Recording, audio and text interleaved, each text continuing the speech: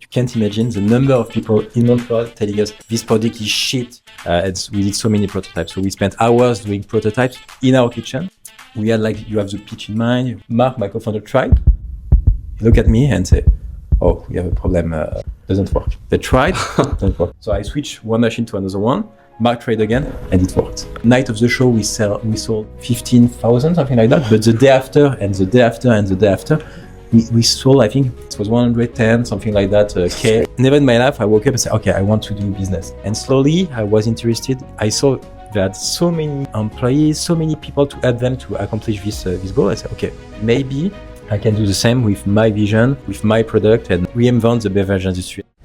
Here's to the bold thinkers, the risk takers, and the creators who dare to see beyond the ordinary. The ones who challenge a rule, who aren't afraid of the unknown, and who know that greatness is born from taking risk. While others may question their path, they move toward what's next. Skating to where the puck will be, not where it was. They don't let the no's or the not yets hold them back.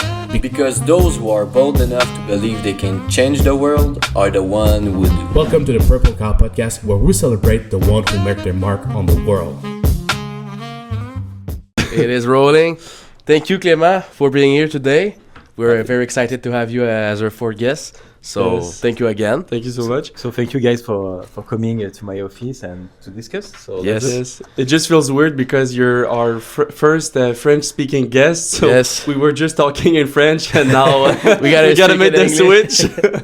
So So before starting, I want to talk about a subject. So me and Xavier was fighting about a subject yesterday, and the question is, what came first on Earth? So the chicken or the egg? What you think? My take, I think it's the egg. Why? Because I think it's an evolution of like the chicken wasn't the chicken first, it was something else. So the chicken, let's say it's a lizard. The lizard make eggs. They become half a chicken, half lizard, and then eggs again, and so on, so well. So it become an egg. You, what do you think? Yeah, totally agree. I think dinosaurs were before chicken, so they were eggs before dinosaurs, so eggs before. Yes. All right. And Lee? did the dinosaur? Yes, the dinosaur did make Exist? eggs. Yes. No, yeah, no. Yes. Yes, in fact, but they were like doing eggs, so I think I'd say the eggs too, and like it just changed the DNA. I think it's the of T-Rex because it's the same shape as a chicken, so just smaller.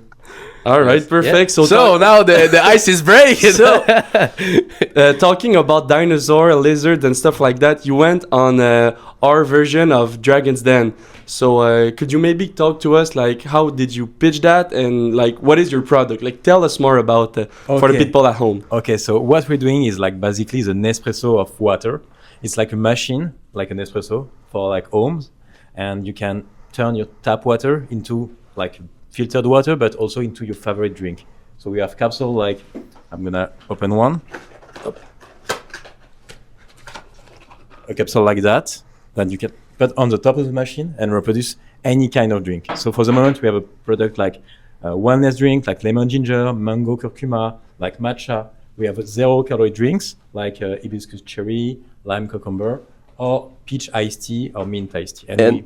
and did one cup made like just one drink? No, with, for example, with like this kind of wellness drinks, we can do like up to 15 big glass of drinks, and these 0-calorie drinks capsule, we can do up to 50 big glass. So it's maybe like 12 to 13 liters. And I see that they are not in plastic; they are in No, they're in glass, glass. exactly.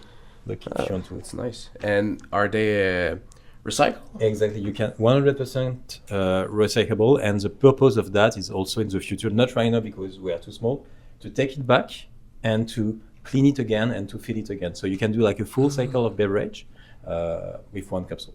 So that's And very I nice. see it's like liquid inside. So Yeah, exactly. So Yeah. we have no added sugar, no preservative, and it was a bit a challenge to design all the beverage because it's concentrate beverage, if you want. oh yeah. And It's like syrup. Yeah, kinda, but with good ingredients. So this one is like real mango puree with real curcuma inside. And the purpose of doing that instead of like syrup or like. Yeah. It's really to get something natural, something good for your body.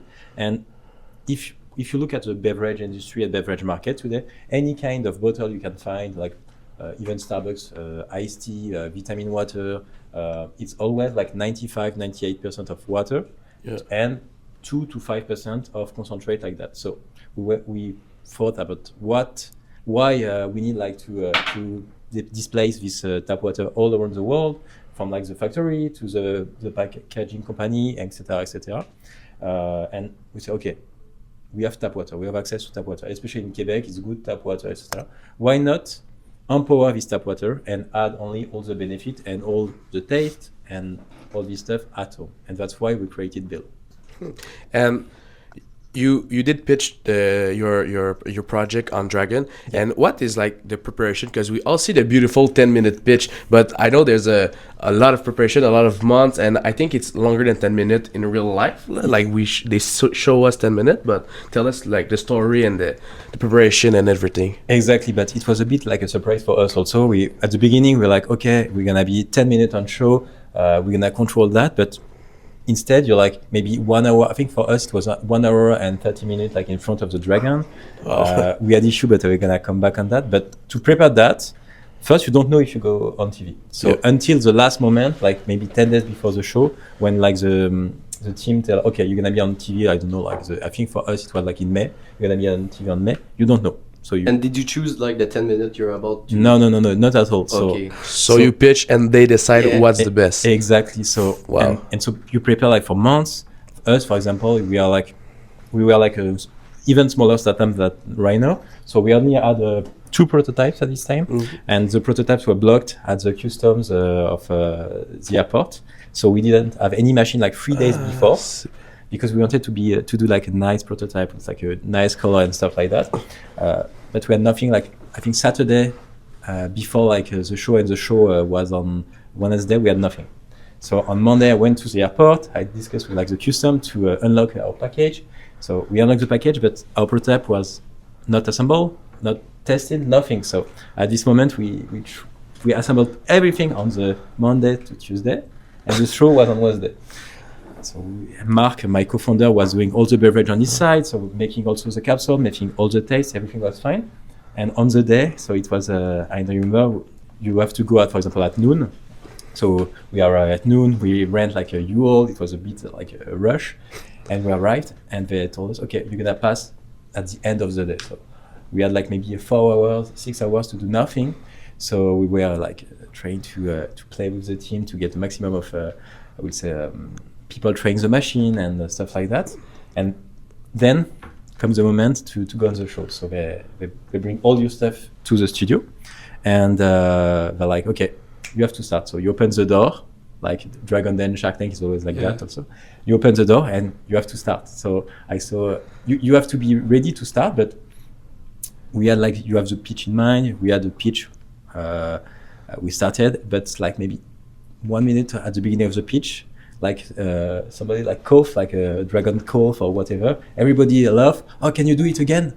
It's not that, you know, it's not natural. So it's a bit staged, but it was cool. They were super receptive. So we pitched. They had so many good questions, really good questions. They were like really interesting. And interested and really good question. And at the moment, come like the testing the prototype. For them, it was not a prototype, it was a final product, because it was really the same as we have today, like in shape and stuff like that. And what happened? They tried, doesn't work. They tried, doesn't work. Mark, my co-founder, tried, doesn't work. He looked at me and said, "Oh, we have a problem." So right now I know what happened, but so we had 2 machines, and I would say fortunately we assembled the 2 machines. So I switched one machine to another one. Mark tried again, and it worked. So it was. So at this moment we're like, oh my god, we are like on TV. First, do we will be able to be on TV? Yes or no? Because we're gonna choose. And what's the opinion of the dragon about that? And third, what's the opinion of people watching the show about that? So everything worked, but it wasn't this issue. But how is the processes of getting to the final show? Like, it don't happen in a day. Like, how do you get there? How to do How you in have advance did you Said- know that you were Okay. you do you have would be cut in to Dragon? pass or some how? Yeah, so basically, I think at this time we were doing like we are at Accelerator HEC in Montreal, HEC, and I think somebody told us, oh, there is Dragon Den, your product should be on Dragon Den Québec, which is dans l'œil de dragon. And say, okay, why not? We can try. And I applied. Mark was, oh, we will never like be taken because it's a prototype. We have such a no customer, only pre-orders, and he was right. And first round we got accepted to do a second round. So this second round was more like file to okay, how many customers, what your revenue, like we say KPI on your company, and we got accepted. So Mark was like, oh my god, why we accepted? It's strange. And like the third step was like a real studio, but on Zoom. So you have all the producer, not Dragon, but like I would say like casting people and this kind, and they ask you questions. So you have to do like a fake pitch, fake question In and- front of like judge, but not the dragon exactly. judge. And at this moment, this moment, say, okay, maybe it's gonna work for us because, as I said, we had no real product. It was prototypes, no real customer because it was only pre-orders. So we had to prove that we can go on the show against other real company that have like real products, that selling products. So for us, it was a bit of a shock. But I think we convinced them to go on the show, and then they told us, okay, everything is good. You can go on show. I don't know on this date.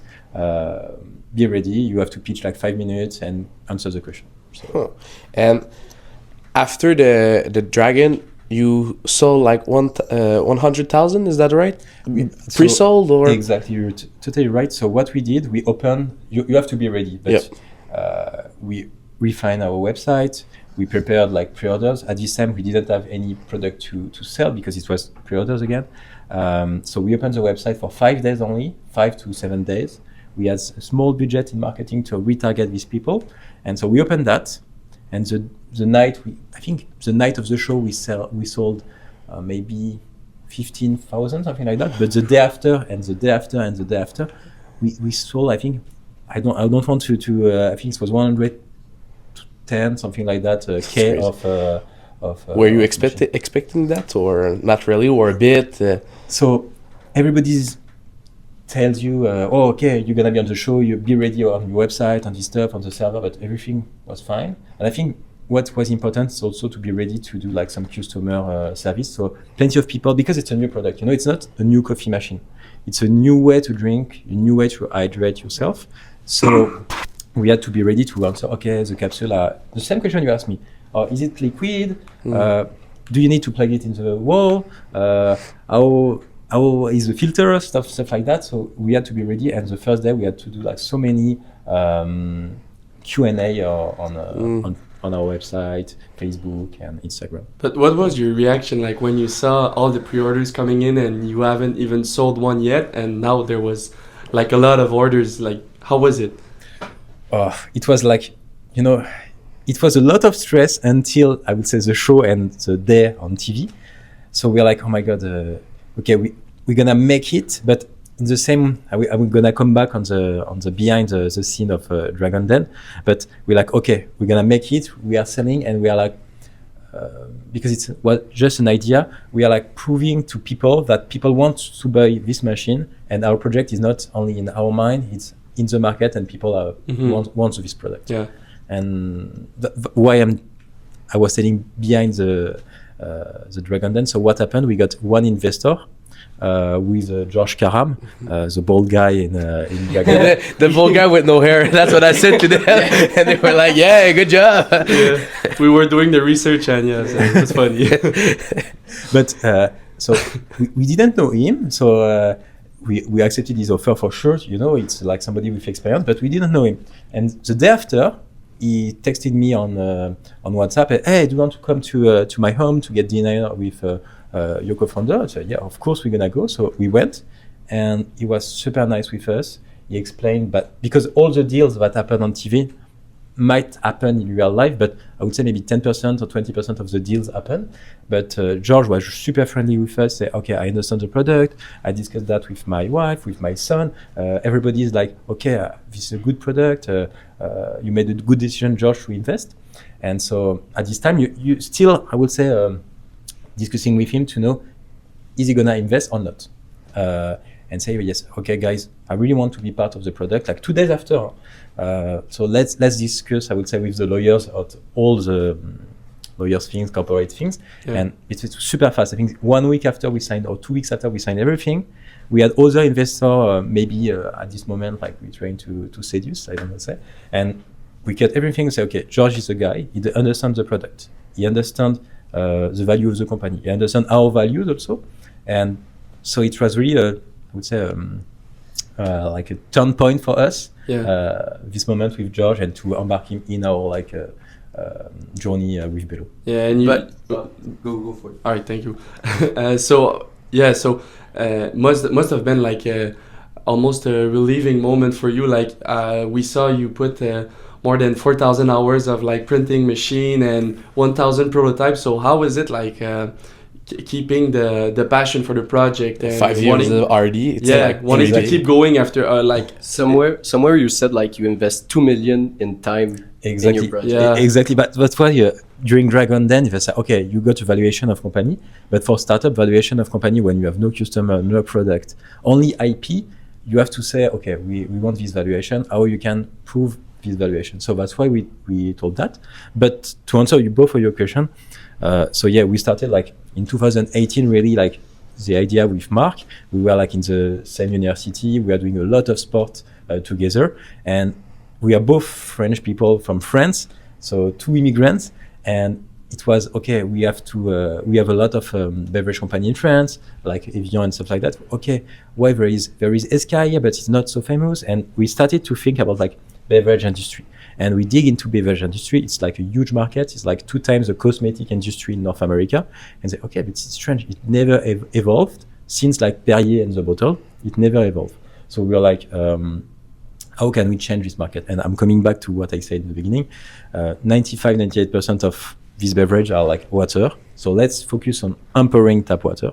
And we started like all the R&D. So we had a machine, not like this one exactly, not exactly this design, but I think maybe 2 months after that, we started to build prototypes, working prototype, like with like product from Amazon, from like a Gatorade in powder, like just to test if it was like a good or not feasible product. So we did that, and then after that, COVID happened, like in 2000. I don't remember exactly, but 2019, 2020, we had a laboratory at ETS, but it shut down because of COVID. So we came back home. We had like small amount of money. We did a GoFundMe to our family and friends to help us to build like a 3D printer. Even the 3D printer in this room, I think we don't see them, but you can see them there. Yeah, we'll put it in there. And it was a success, the GoFundMe? Yeah, it was because we didn't want to raise money at this time for a lot of money. It was just to buy all the tooling to do like some prototypes. Okay. So what we did is like really we started to print. So I had the chance I did like a master thesis in 3D printing, but metal 3D printing. So metal 3D printing, and so I had some knowledge about like 3D printing. So we were able to fast prototyping, really fast in this case. We did so many prototypes. So we spent hours doing prototypes in our kitchen. So my girlfriend was like, "Oh my God, what's this sound?" Because the first 3D printer, it was like all night long, and trust me, it was a nightmare. I still have this sound in my mind. The nightmare. And then we bought another one. Mark has one at his home. I have one at my home. Every day we had so many stuff in our like small studio of I would say young worker, and at the same time we were working full time in a company. So it was really 9 to 7 in our company, and then working after hours in our machine prototyping and stuff like that.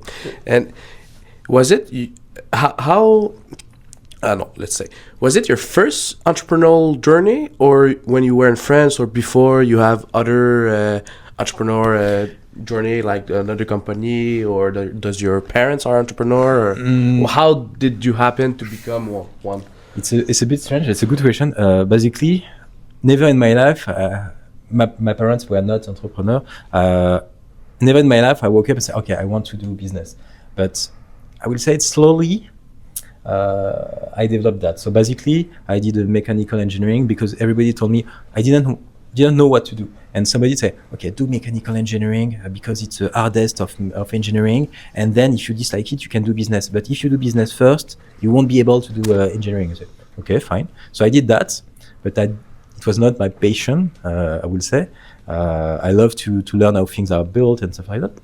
And then I worked in different kind of industry, and slowly I was interested because for French people, Silicon Valley was a dream. So I had like the opportunity to work in Silicon Valley. I was based in Montreal, but I was flying sometimes to San Francisco, working in a big company at this time. And I saw, okay, this guy had an idea, and they transformed this idea into like a real product. So okay, and I saw they had so many employees, so many people to help them to accomplish this goal. I said, okay, maybe I can do the same with my vision and with my product, and I would say reinvent the beverage industry, as I said before. And then I moved to another company, more like in a managing role. I was director of all the Canada for like a consulting engineering company. So it was more a business role with a background of engineering, if you want. And at this moment, we started Bello. So yeah. So not like deep in mind, I wanted to be an entrepreneur, but I developed the fact that, yeah. Huh, that's nice. So like do you think you made the right choice with being like more in a business side of the engineer and the industry? Do you like the lifestyle that you have now with it's probably a lot more time consuming than if you like just went and took a job, but how do you balance that? And yeah, so if I'm right, you're asking me more like do I prefer engineering or my life right now, or yeah, so there's the like job side of engineering like 9 to 5 and stuff like that, and now you're like in more in your own business stuff like with still engineering. So how do you like the balance with like the work charge you have? And yeah, but you said the machine was like squeaking when you were sleeping, so like stuff like that, how do you live with that? yeah, so what I like about entrepreneur, to also come back to that, and you're 100% right. Like I said, I was not like a fan of doing only mechanical engineering and stuff like that. Some people are. So slowly the journey of Bello started like in our kitchen, as I said, and slowly we moved. We hired people. We had to do accounting, so I did the accounting. I learned how to do accounting. We had like some friend helping us to basically do like a bachelor in accounting, but like on weekend, if you want. Yeah. So we learned that. So slowly my day-to-day changed from doing only engineering. So sometimes we were doing engineering. So on Monday with Mark, we did some engineering both together because we have both engineer. But the day after, we are buyers on discussing with clients and supplier and stuff like that. Not clients, suppliers.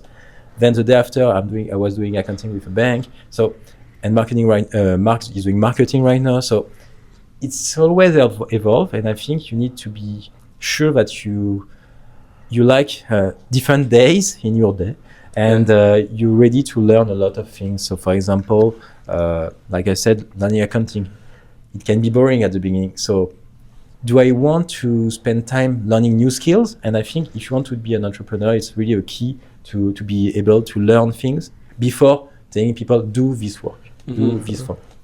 And did you think like to being an entrepreneur or becoming an entrepreneur affect your relation with your family, like your parents? Did they push you on being an entrepreneur? Not at all. I think even the opposite. They were like more like, "You sure it's risky? You know, you have like a they good try to protect you. Yeah, you have a good salary.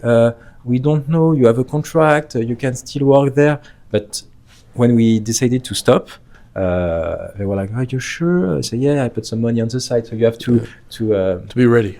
To be ready and to tell them, okay, anyway, if it failed, we can find another job. We are young. We don't have any kids, or we don't have any dogs, or whatever. Yeah, so we can do it again. And when was the moment that you and Mark sit down and were like, okay, we need to be full time on the business? Like, what was the discussion and how did you guys like? What was the crisis point? So honestly, it was so we had two good jobs. So Mark was project manager for like a huge company in construction, and I was, like, as I said, director of like a French company, but I was the only head of management in Canada, so I could do my day as I want. I could do whatever I want. But it was a huge, for both of us, it was a huge mental charge, because if I was not working for this company, people get fired, or we had less clients or stuff like that. So it was a huge mental charge for him, for me, because it was a lot of multi-million project of fraud and stuff like that. And right after the show, not the day after, but like maybe 1 month after the show, we discussed, we say, okay, right now, it's not only us, Mark and I, it's like Mark, I, and George. And he commit to put money. We want to push the company further. This is the moment to change. So it was a Monday, we discussed that. And on Tuesday, we had our like resignation letter. We sent it to our like boss. But it was really a bit impulsive, but we had economy. We knew this moment Was coming. Exactly.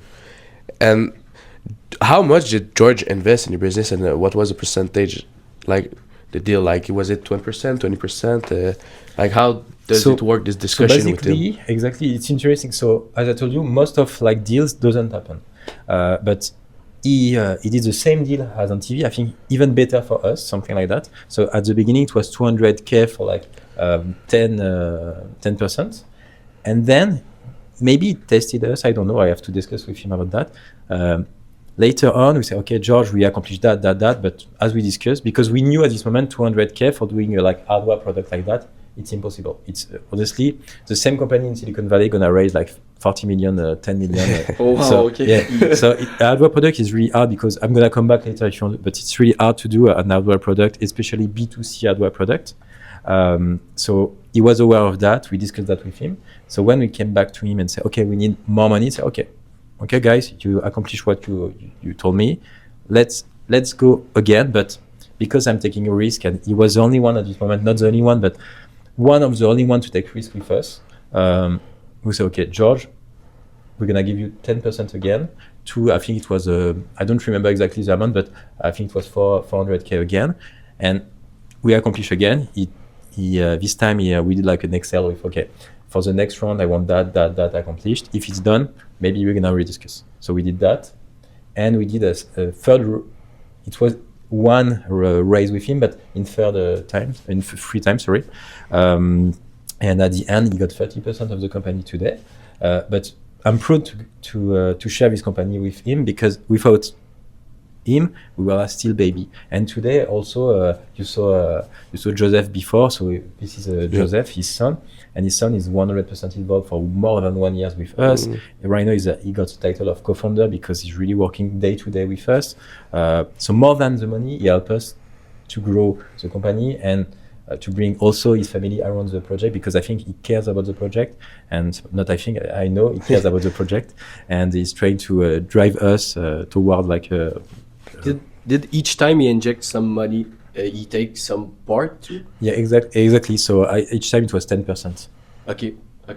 And right now, how is it like working with him? Is he like implicated in the business, or is he just like financing? So how does it work? No, so basically at the beginning he was more not day to day but weekly with us. Right now, because Joseph is with us, Joseph is taking part also of the marketing. So he knows somebody, I will say, manage his investment in a certain term. It's more like he's always involved. I will say weekly we discuss with him. When I was in China, because I spent a lot of time also doing the product in China, because a project like that you can't do it anything anywhere else. He was texting me, what happened, what's the next step, okay, good, what's the issue? And he was ready. Guys, I don't want you guys to hide something from me. Tell me if there is an issue. So, and when the day we had an issue, we say, okay, George, we have this issue, what we can do? Okay, do that. So he helped us when we need him. And as I told you, right now, Joseph is also 100% with us. So we are like 4, I would say. Yeah. How much did you raise in total for the development of? Because I think we see 1.5 million, if that's right. Exactly. But if I do the math, George put like 600K. total? I think he put like a huge amount like in equity and also some loan Okay. that we're gonna repay but later. So And the rest of the money, how did you? Was it George or it was with other investor? And how does this? so until I will say this summer, so the risky part it was George only. So only his money in loan or equity, and then we told him again because we have a lot of financial pressure. Not because it's a lot of capex, a lot of inventory to pay. He said, okay, right now I'm gonna ask my friend and family, and also Joseph help us to raise other money with another kind of investment vehicle which is called SAFE. So it's not like equity directly; it's equity in the future. So we did a round of that. So in total, we are like I think 2.2 million, something like that, or 2.5, so around that. Wow. But you said like you were now like 4 in the business. How is it like I know we're 3 and we're really not as big as Bello, but sometimes we not always get along in a way like oh, we should do this move. So how do you deal like with such a big company, like some decisions made like a big impact on like everybody else? So how do you guys deal with that? So you 100% right. It was hard because at the beginning we were 2. So it was voice note between Mark and I. Oh, we're gonna do that. Okay. Oh, no. So we were taking the decision like in Messenger, WhatsApp, whatever, like in 2 minutes. Yeah. And right now, because also it's, I would say, a more risky decision. We involve, of course, George and Joseph in this decision. But to be honest, George is always, okay, it's your company, guys. I'm helping you. It's our company, but you did all this together right now.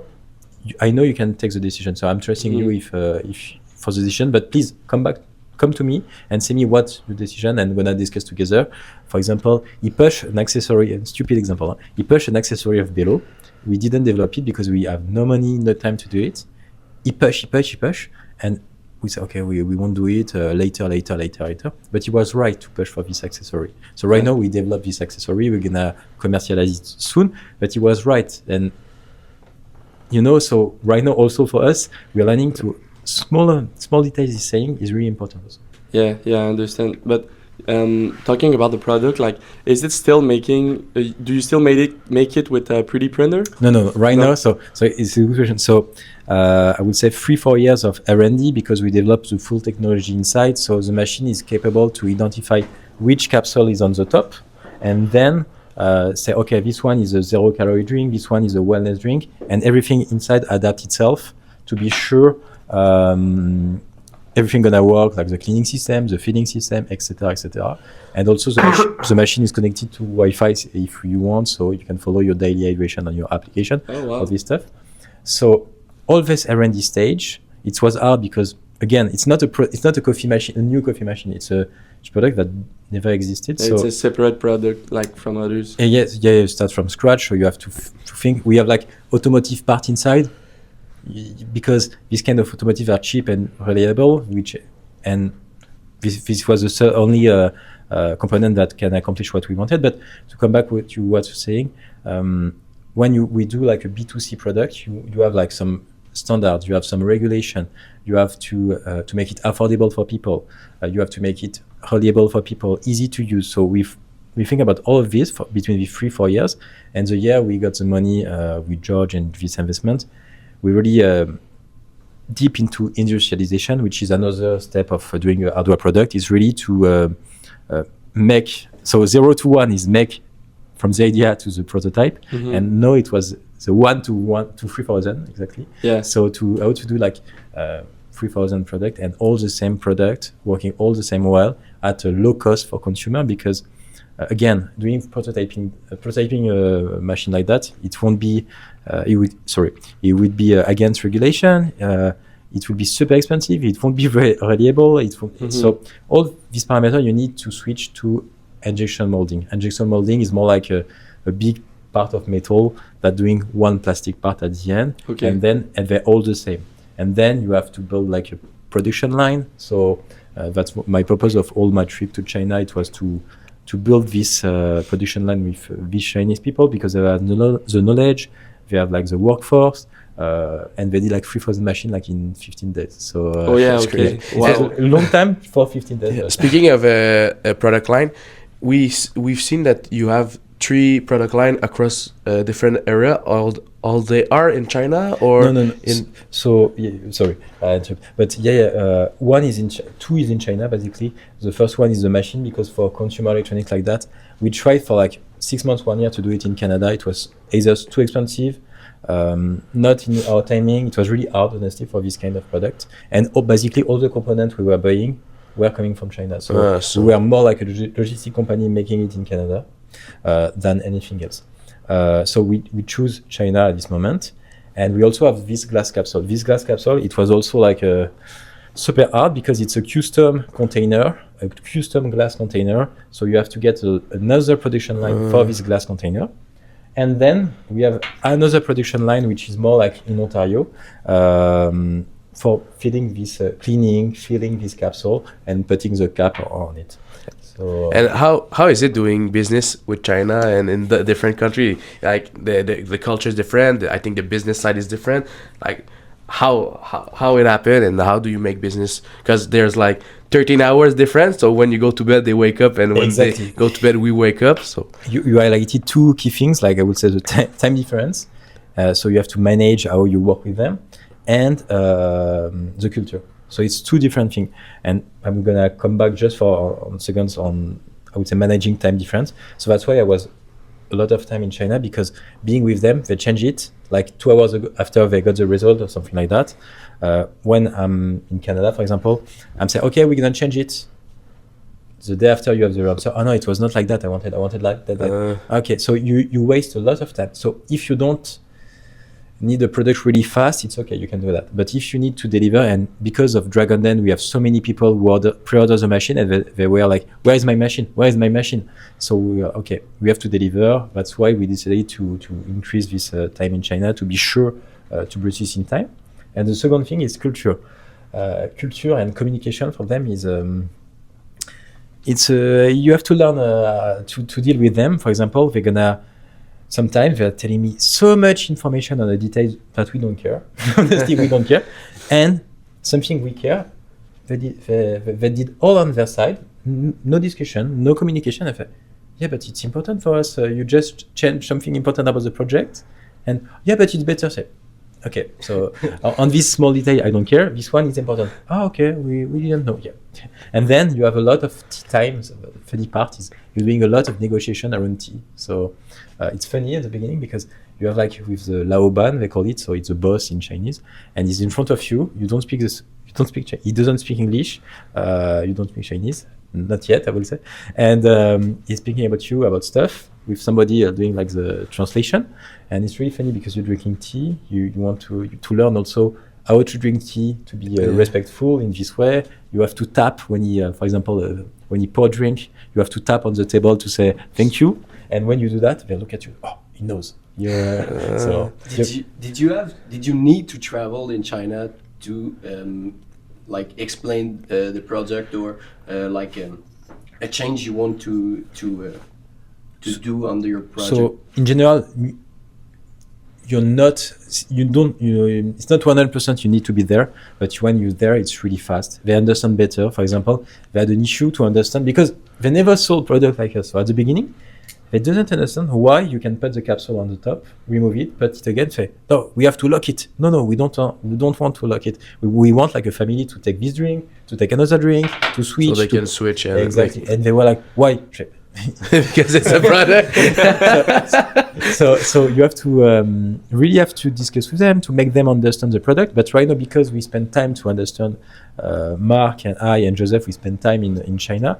They understand the product. They understand us. They understand what is important for us, what is not. So you develop also this kind of, I would say, relationship with them. And right now it's better. But to be honest, sometimes it was a nightmare in communication. Yeah, I understand, because it reminds me like the discussion Xavier have with some person, because we need we're trying to associate a fashion clothing brand with the podcast.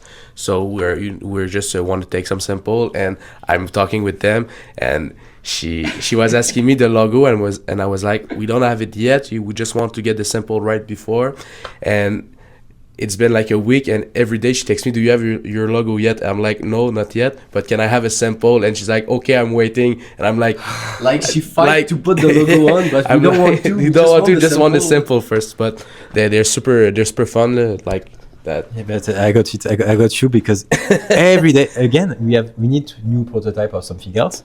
I'm asking about that. I need to see it with engineers. But I don't care about the engineers. Send me the prototype you have. We're gonna figure out. No, I want a perfect product. I don't want to spend like 1 month for your engineer to review. Send me whatever you have. And it's like cheap product, like 1-2 cents. Oh no, I'm gonna discuss with engineer. Okay. so it's always hard. And even if you explain to them, they're like, no, it's our process, and they're really respectful in terms of their internal process. Mm-hmm. So if you go a bit against that, they don't understand at all. You said that when you were explaining that first when you go to China you don't speak their language, but now do you speak Mandarin or Cantonese? I think that's one or two language. Yeah, so many Mandarin, especially in the area Shenzhen. Shenzhen is like near Hong Kong. It's really like a fast-paced area, I would say, especially in the past. No, I can order a coffee if you want. I'm really good in food. So my Chinese friend in Canada, they're like, oh, you know all the food, because I say, what is that? And they answer me like the Chinese name. So I know sometimes some stuff, but only in Chinese. Even here, I don't know some stuff, the name in English French. or French. What's your favorite food? Oh my God. Chinese food. Yeah. Like from there. Not Chinese. Like not General Tao for me. It's not Chinese. But everybody think that it's Chinese, but it's American. That's right. Oh yeah, I know something. So it's called Lanzhou Lamian, which is nouille lanzhou in French, noodle lanzhou in English, I think. So Three languages. So Lanzhou Lamian is like really noodles from a community which is so it's coming from like north west of China, but they travel all in all China, and you have plenty of like McDonald's if you want. It's not like a franchise, but they have plenty of Lanzhou Lamian, and it's really cheap. It's like maybe $2 like for a big plate, even less. A big plate of noodles, handmade noodles on spot. So when you order, the guy is doing it in front of you, and with some meat, some veggie, whatever you want. So it's really cool, really cheap. And like an anecdote on that, so our like partner there, so like manufacturing partner, say, oh, do you want to go to like a high fish, seafood and fish restaurant or Lanzhou Lamian? I say, what is Lanzhou Lamian? And say, okay, let's try Lanzhou Lamian. And all the Chinese people say, no, foreigner, don't go to Lanzhou Lamian. And because they were scared, we dislike this food because it's really like, it's for everybody. So like the worker eat there, the boss can eat there, but foreigner, it's really strange for them to eat from this kind of restaurant. It's really small. It's like a McDonald's for noodles. And how was that trip? Like, were you like all business or like, do you did you have visit some free time? in China? Yeah. So the first ones were intense because we had things to do in Canada. And because of time zone, sometimes I was waking up at 6 and going to bed at 2 a.m. or something like that. And the first one, we visited factory. We visited like some supplier. We did so many visits. And even if it's closed in the same area, it's like the same as doing Montreal, Toronto, or something. So you spend there's like a lot of day in driving. the car. They're driving really, they're driving well, but really like aggressively. So you can't walk in the car, you can't rest. It's always like overtaking somebody. Yeah. And so it was a lot of that. And then we moved more to working trips with them. So I was at their office with them, more in R&D, doing some prototype with them, some R&D, discussing with the engineer. And they love to debate. Honestly, they love to debate. Like politics or? No. Yeah, politics, they can. They can, Okay, honestly. okay. And, but more on product, they're like, I like that. Why? Because it's better. Why it's better? No, I want to do it like that. No, we won't do it like that. No, I want it like that. No. So, so it was a lot back and forth. So a simple discussion that can happen really fast here. Sometimes it's long there, and the opposite also. Sometimes here it's gonna be hard. There it's okay. It's really strange. And then at the end, we stayed a lot in Shenzhen area, so we've been to Hong Kong a lot. I've been to Qingdao, which is in the northeast of China, which is a super cool city. And I stopped in Beijing, so because my plane was stopping in Beijing, so I stayed one day in Beijing to go to the other one. So I visited Beijing and the Great Wall. So a bit, but I think it's a cool country. Honestly, there is a huge variety of different landscape, culture. Even them, they have different kind of food from the north, from etc. So it was really interesting, and I would love to spend more time visiting than working.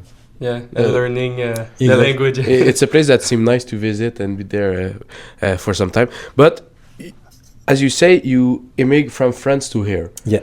And at what age? And was it nice growing up in France? My stepfather is French, and I think at 16 he immigrated here Okay. to Canada. But I also wondered, like, was it nice growing in French? Is it different from Quebec? We speak the same language, but how's the culture and everything? Like, Why you move in Quebec? So to answer both, yeah, I think it's nice. French is really nice. I think we have a huge culture, huge history.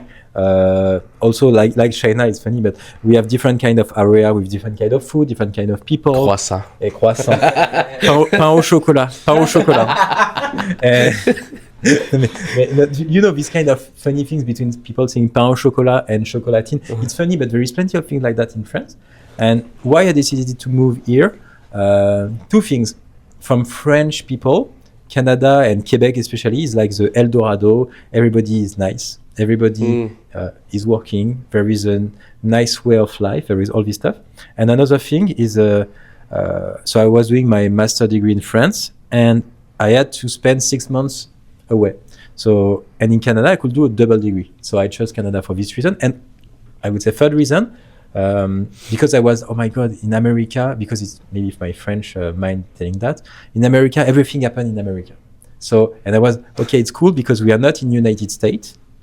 We have our own Free healthcare. Yeah, exactly. Yeah, but you're lucky, but it's like a bit like the French of North America. America. And I was okay, it's maybe a middle point. It could be interesting for me. And basically, I had to stay, I think, 1 year here, and I'm here like since 2016. So. And So the rumor, was it true that it's better in Quebec? I don't know. And you know, States, so no, but you know, I was in France, I think 2 weeks ago, something like that, and I was in Paris, in France, in the Alps, and I was freezing, and it was I don't know 6 degrees, and I came back, it's -10, and I was like, yeah, it's -10, but it's not so freezing compared to Paris, which is really humid and stuff like that. So I was okay, the cold happened, but. And also, I love the snow. I love I love also. I'm living in Montreal. I'm taking the car or whatever, and I can go like in 30 minutes away, like in the forest. You can run, you can do bicycle, and this kind of life, if you live in Paris, it's harder to get. You can go in the park, but it's more you're gonna go in Montreal of Paris than anything else. And were you born in Paris? No, or I'm you were born in. No, I was just traveling in Paris, but I'm from Annecy, which is the Venice des Alpes. So it's a beautiful city. Honestly, it's really beautiful city with a lake and mountain. So huge mountain. So you can ski, you can swim in summer. It's really nice. So it was a really great environment to grow up, I think. And did you move alone, or with some people in No. your family, or except Mark? So I didn't know Mark at this time. You didn't know so Mark? Really, that's why it's interesting. I moved alone, and when you're at university, you try to discuss with other people. So I was playing basketball. I still playing basketball, and I played basketball at university with the roommate of Mark. And one night, I don't know, we partied after a basketball game. I slept at his home. I met Mark. He was cool, and that's how we started to become friends. Exactly. yeah, and everything's good. Yeah. Right. So you opened the door for me. Like I want to ask. We talked with like some entrepreneur, and they said like, and it relates a bit to like what you said. In America, everything is possible. So. How would you say like going out and like meeting people and like doing stuff like outside of the business world? Like, did you ever end up like meeting someone? You talked about Mark, but like some people else, like just by going out and like You don't expect the... exactly. Yeah, So okay. and it help you like in your journey, like with the business or personal side. So how was it? especially in Canada, North America, you say. Yeah. So two things. There is like the one you forced. So the one you forced is the one we discussed that before the podcast. But the one at the beginning when we launched Bello, we say, okay, can I meet somebody that did a hardware product that can help us on the to not to do and stuff like that. So I reached out guys who did successful Kickstarter for sold a million of iPhone case, million of like how to call that? I don't know. It's called Sleek. It's like something to hold your GoPro. while Oh yes, doing The handle. the handle. Yeah, I don't know. Thanks. Me too. And this handle. And so all these guys were like super cool. They said, okay, let's spend 1 hour together. I'm gonna discuss like in Visio and stuff like that for free. It was super cool. So this is the fourth one, and I would say the natural one. And I think Montreal is nice for that. It's like because everybody is welcoming. You can go to an event, nobody's, and you're gonna discuss with somebody. It's gonna become your friend. So I met a friend like that. He is a lawyer, so I met him like that, and he's helping me sometimes on the company for free, for really a cost. Just because I discussed at this event, I spoke with him, and we enjoy, and we went to the gym together after, Yeah. and so yeah, he became my friend like that. So I would say you can force one. It's important to force the one you can make some bold move in your company. Yes. And the other one, so I also met Jake Coles. I know you Yeah. did a podcast with him. He's super cool, and I think he's also like emblematic for us in our mind because they developed the company around a bit him and his craziness, and I think it's he's really cool. And this guy told me good advices last time I met him. So yeah, I think first one, and I don't know this other kind. It's really important. Yeah. So, like we met J. Cole, we put it on the podcast like the one before, like 1 week ago. 2 weeks ago. Yeah, 1 or 2. February 5th. Oh, January 6th. Alright. January So 6th. Yeah. They Oh, told us- the record session. Yeah, the Alright, record no, session. They told us like to be authentic, and it's worked for him. But did you think that it worked for you to be authentic? Did you think it's a big part of an entrepreneur to be very authentic? It's interesting. Yeah, I know it's like for him it's authentic momentum also. I love that. Yeah, And 'cause, we talked before setting the podcast. We talked about Jake Carls because ce matin. This morning. This morning, sorry.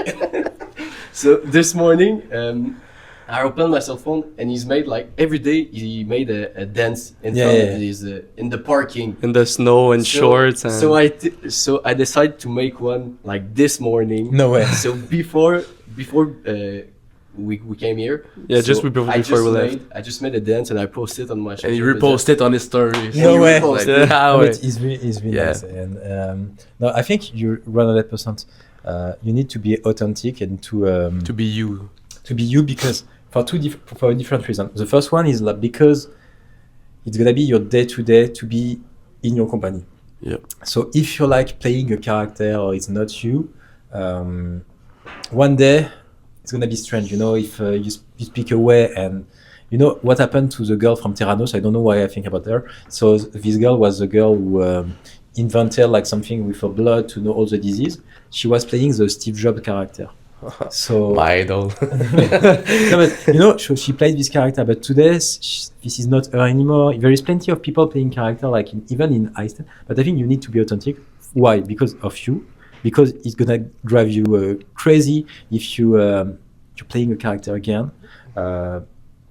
We can see also Mark Zuckerberg. I don't know. I'm in mind right now. Right now, he's changing his mind completely. Yeah. He's becoming like I don't know, like A popular guy or teenager again. I don't know. Yeah. And previously it was a robot, so I don't know who is the real Mark Zuckerberg. It's strange, and I think it's key for your company. It's key for you to not be crazy, and I think it's key in life in general. If you're not authentic with your girlfriend, if you're not authentic with your friend, it's not gonna go well. So if you're not authentic in your company, it's gonna be the same. You see? Yeah, exactly. I think it's more like about like breaking the ice and like not caring as much as what people think is of you. So it was like the J. Cole thing to do like the dance, but it's more like I don't really care like what you see of me. When I filmed it, I was like, okay, I'm having fun. But when it's time to post it, I was like, did I really do that? So after I pressed the button and I felt, just do it and fuck it. And after we reposted, so we were really excited in the car. No, but it's cool. Honestly, you were able to do this kind of move because he loved that also. He's really super friendly, Jake. But I think if it's you, do it. Do it. Honestly, Yeah, I'm because- agree. And I personally think that the people that will judge are the ones that are jealous of you or something like that. So if you post a dance move like he did, like me as his friend, I will DM him and say like, good job, it was nice, it was funny. So the opinion of others don't really matter if you are, like he said, proud of And it. talking about that, like, did you receive like some criticism about your project, or did sometime you have in your head like, maybe I don't have the winning product, or I don't have the product that the people want, the person don't want to buy it? So yeah. So first, to answer the first part of your question, oh my, you can't imagine the number of people in Montreal telling us this product is shit. There is no need for a product. Montreal is real. No, but trust us, it's shit. Water is good. I'm drinking my lake. Good for you. But this is not the purpose of your No, I dislike your product. Okay. I dislike your company. Okay. A lot of people from like accelerators, from customer and stuff like that. But what we know at this moment, we knew and we still know at this moment, there is a change to do like in this industry. There is a new way to drink. There is a better way to drink. So that's why we knew there is something. And when we tested, for example, we did some survey on Facebook, in some yoga group chat or stuff like that. People were, oh yeah, something could be interesting. Then we tried with some pre-orders, like $1 pre-orders, like full price pre-orders, and we saw like people buying the machine that doesn't exist. Okay, and then when we did it's crazy, huh? Then we did Dragon Den, and like people bought the machine like 2 years before getting it. I'm saying on Amazon, when it's not like tomorrow at my home, I don't buy it. So so 2 years in advance, I'm like, what? And then we did another Kickstarter. We did a small Kickstarter just to prove again that traction.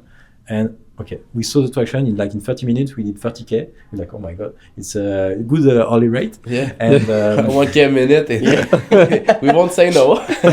and it was funny. It was really funny. And yeah, all this stuff always bring us to, okay, people want our product. We know our product gonna work. And even if people are telling like your product is shit, I don't care, etc., it's okay. And this is a way because it's I would say a customer product, and everybody drinks. Everybody has a taste on something. Everybody has his point of view. So because of that, everybody wants to criticize our product. If we were like, I don't know, spaceship going to March, nobody can say, okay, it's a good, bad product. Yeah, so now we're running out of time, running out of machine. We always ask this question for finalizing the podcast to our guests. So there's a two-part question. Would you say that you made it? And if you die tomorrow, would you also say that you made it?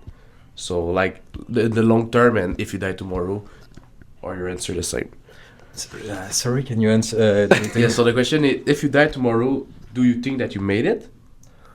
Like And- in life, and not just your business business. life, and if you don't die tomorrow, so like in let's say 60 years, would you say that now you made it?